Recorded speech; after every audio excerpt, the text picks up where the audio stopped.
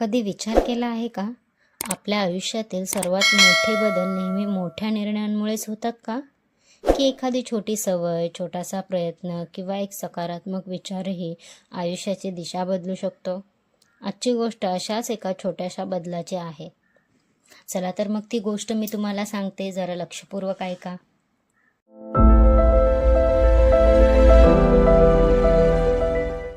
एका गावात दोन मित्र राहत होते. दोघांनाही आयुष्यात खूप काही करायचे होते, पण फरक फक्त एवढाच होता. एक मित्र रोज थोडी थोडी प्रगती करत होता, तर दुसरा योग्य वेळ येण्याची वाट पाहत होता. दिवस गेले, महिने गेले, वर्षही निघून गेले. पहिल्या मित्राने दररोज फक्त एक पाऊल पुढे टाकले. कधी नवीन काही शिकला, कधी एखादी चांगली सवय लावली, कधी स्वतःला सुधारण्याचा प्रयत्न केला. दुसरा मात्र उद्या करू, नंतर करू असे म्हणत राहिला. काही वर्षांनी दोघे पुन्हा भेटले. पहिला मित्र यशस्वी, आनंदी आणि समाधानी होता, तर दुसरा अजूनही सुरुवात करण्याचा विचारच करत होता. तुमच्या आयुष्यात अशी कोणती चांगली सवय आहे जी तुम्हाला दररोज पुढे घेऊन जाते? कमेंटमध्ये नक्की सांगा.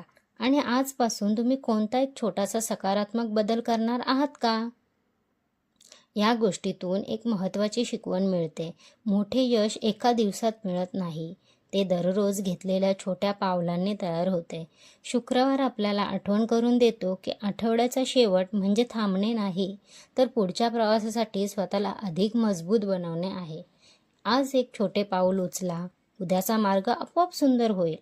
आणि आता ही सुंदर, सुबक, पारंपरिक बॉर्डर रांगोळी पूर्ण झालेली आपण पाहू शकतो. काळ्या पार्श्वभूमीवर रेखाटलेली नाजूक साजूक फुलांची रचना साधेपणातील सौंदर्य दाखवते की नाही सौंदर्य? लाल, पिवळे आणि हिरवे रंग उत्साह, आनंद आणि नव्या सुरुवातीचे प्रतीक वाटतात.